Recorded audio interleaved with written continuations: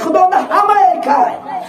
پیش خدا نه کسی که نماز میخونه لا اله الا الله میگه قرآن میخونه روزه میگیره زکات میده حج میکنه و کی مرد چیزانه ایکی خدا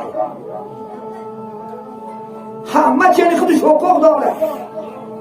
اگر تو خبر داشته باشی حقیقی مسلمان باشی خدا خود در خونت کاری جیرس کن موسیقی نمیکنی پیغمبری بزرگوار همه کار کردگی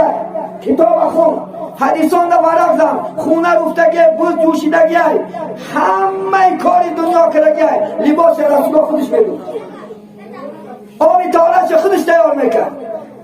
یاد باشم آدم تن که یا پیغمبری بزرگوار محمد صلی اللہ علیہ وسلم همین آبی تارت ما کنیم میشه کو من اگر خودم ای دستم بیاید تو اگم ظلم کردگی بشم پیغمبر با پیغمبر 11 زن داشت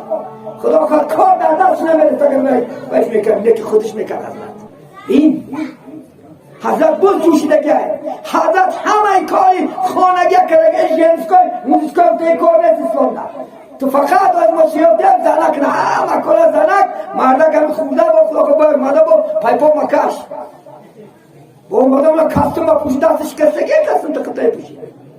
و بیچاره تا بگه بینش در زمین رسیده خط میکشه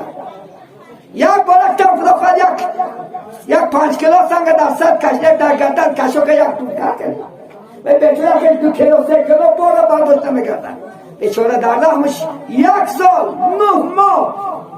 و از اون نسبت رحمش نمیتونی باید این بینید این چیز اینجا